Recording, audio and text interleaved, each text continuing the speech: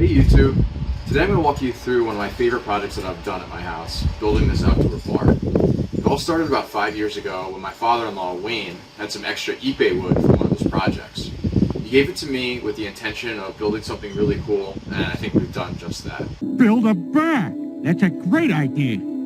So after analyzing the sizes and quantity of the extra ipe wood, Wayne drew out a plan. I'm going to have a Google Sheet in the description with all the materials and the tools that we use to build this if you're interested.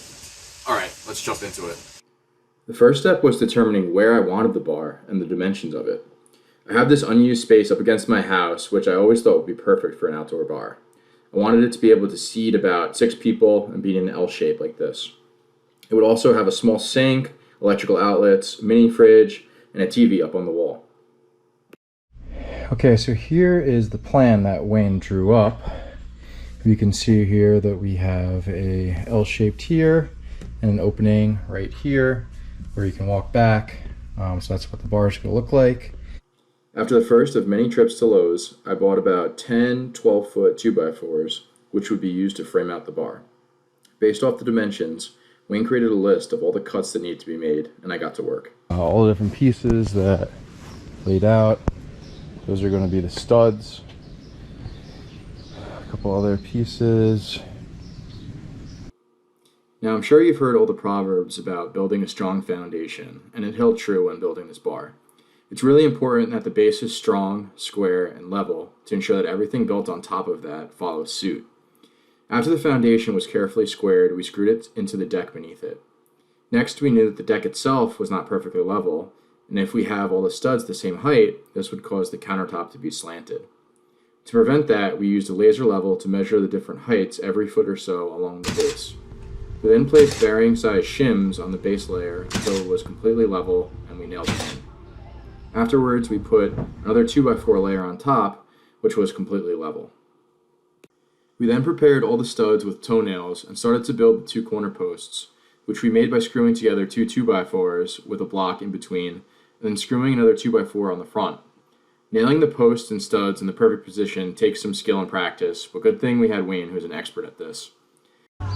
So you have to give yourself a little bit of room to move, and let me just do, I'm really out of practice. Let me see what I could do here. So I'm just starting to grab. Yeah. As you go around, I can't believe I'm doing this so well. I haven't used a hammer and nail like this in years. We then made markings on the lateral 2x4s and pre-drilled some holes that we would then screw down into the studs. Alright, so let's see how it came out after day 1. It's looking really nice. Got it all framed out. Could be entering in right here. See it now. Alright, so now it's time for cutting this ipe wood, which is going to line the outside of the bar. The problem is that we have a limited supply of this 5x1 piece, and we have a ton of this 2 1/4 by 2 1/4 inch ipe wood here.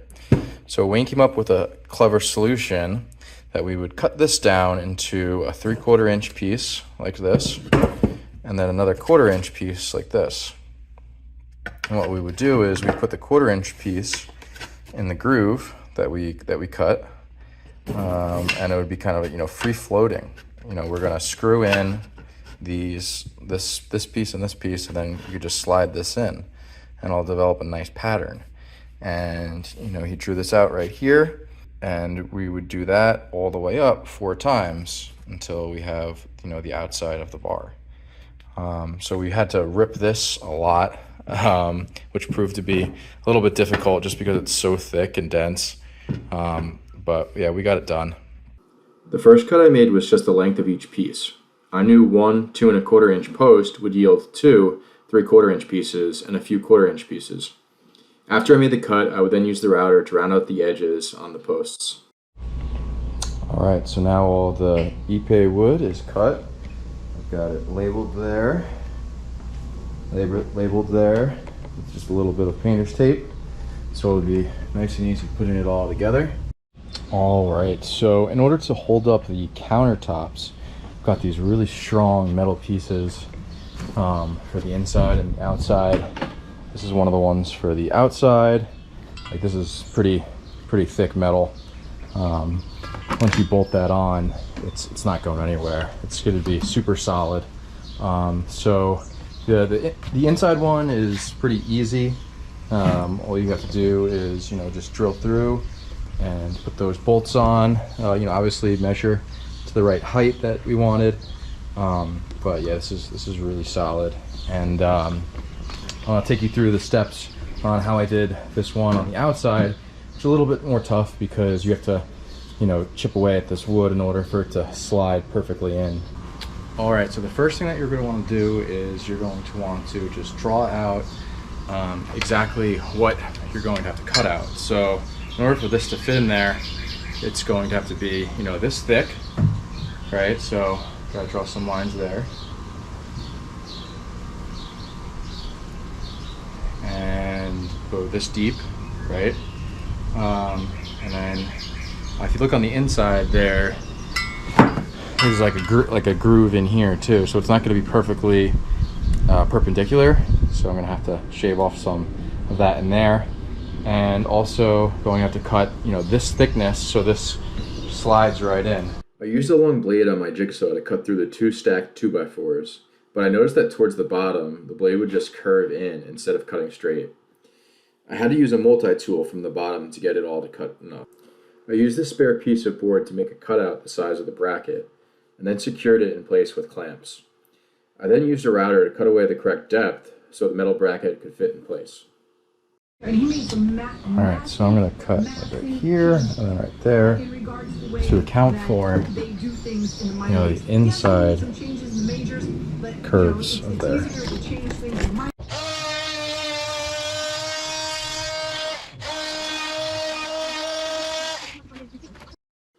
Getting the metal bracket perfectly in place took a few attempts, but after I thought it was well in place, I made sure it was level before drilling and securing it to the stud with the bolts. Okay, so I've finished the inside brackets. They're looking pretty good.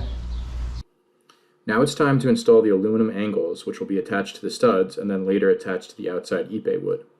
Originally, we were going to have them flush with the 2x4s, but then once we added the metal brackets, we realized that it would add some depth. So we brought the aluminum out about 1/8 of an inch. The process for making these was just to cut them to size and then drill.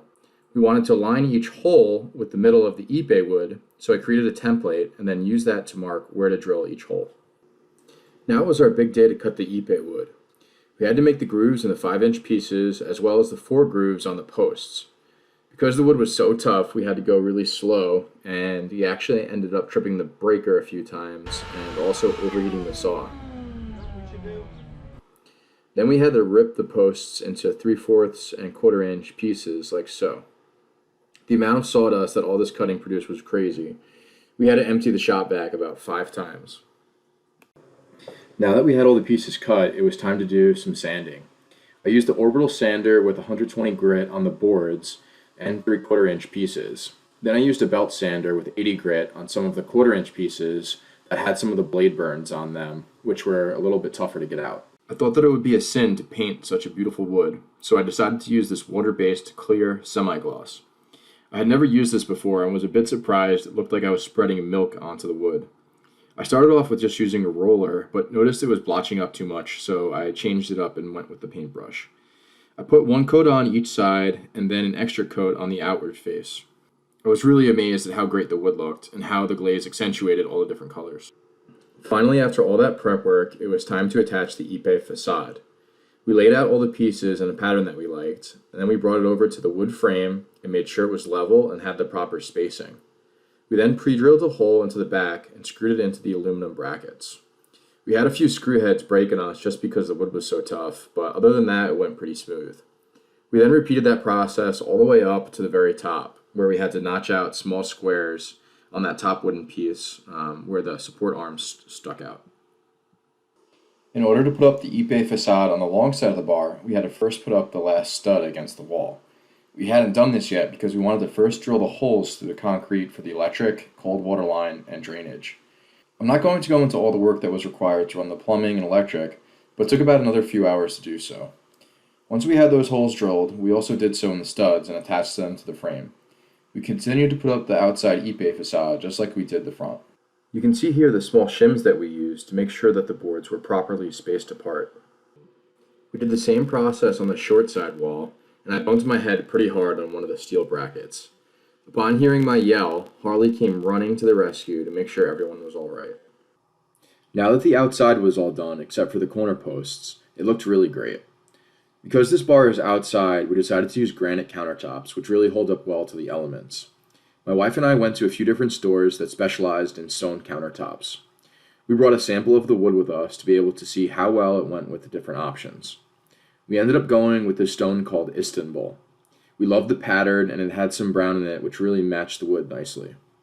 We also liked that it was white, so it wouldn't get too hot when the sun hit it. Nobody wants their bar turning into a stovetop. I also made sure to bring this dimensional drawing with me so that they could figure out the square footage and give me an estimate on the price. We wanted a subtop for the interior granite bar to rest on top of, so we took a piece of plywood and carefully measured and drew out the dimensions for our piece.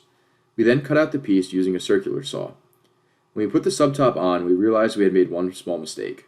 There was not quite enough space for the granite to fit underneath the electrical outlet boxes. To remedy this and give us a bit more room, we used the router to hollow out a ½ inch where the brackets would be, so that when we laid it on top, it would fall nicely into the grooves and lower the height of the subtop, giving us enough space for the granite to fit in later. Next, we cut a leftover piece of plywood to act as the inside wall. We used an extra piece of the aluminum bracket to attach to the floor and bottom of the wall to give it more strength.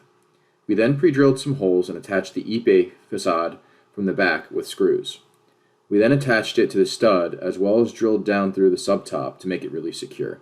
Lastly, we measured the sink and cut it out with a jigsaw.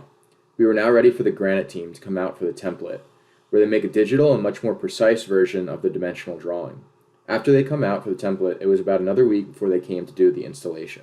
Alright, we got it all installed. How do you like it, Harley? Yeah, you like it a lot? Good.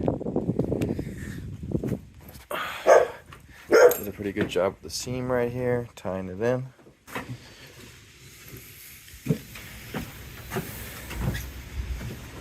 Yeah, looking good. Overall, I was really happy how the countertops came out and how nicely it fit in with the Ipe wood. The last part of the outside of the bar was to put on the corner posts. We wanted to secure them with screws from the inside, so we had to pre-drill pilot holes through the corner 2x4 posts. We also had to carefully cut the Ipe post into a staircase-like shape so it would fit perfectly into the corner and conceal the edges of the horizontal boards. Making the cuts on each post were all a bit different and took a few attempts. Once we had all the posts ready, we made some markings on where the screws would hit the post from the back, and then pre-drilled some holes. Then we added plenty of glue and silicone before one of us held the post firm in place while the others screwed it in from the inside. Next, it was time to cover the back wall with some paneling, so I bought some of this white PVC board, which I thought would look nice. We measured, cut to length and width, and then notched out some rectangles for the outlet boxes. We then put plenty of outdoor silicone on the studs and secured it with some shims and the outlet box screws. I added a few more finishing touches to the area, such as the 8 brown wicker bar stools I bought from Wayfair. They had the back support, cushions, and feet rests that I wanted, and were only about $60 each. The only problem is that they cover the beautiful front part of the bar, but I guess that guests will need a place to sit. Alright, so it's been a few months now since I finished with the bar, and it's been great. I put up this 65-inch TV so I can watch all of the games. Added this dartboard for some added fun. And over here, I got some furniture for a little sitting area. And it was raining a lot and everything was getting super wet, so I decided to install this aluminum roofing system with a gutter just to keep everything dry. But that's for my next video. I had to install this mini fridge and fill it with ice cold beer. Now it's time to just sit back, watch the game, and enjoy a beer. If you like this video, please give it a like and subscribe for more content in the future. Thanks.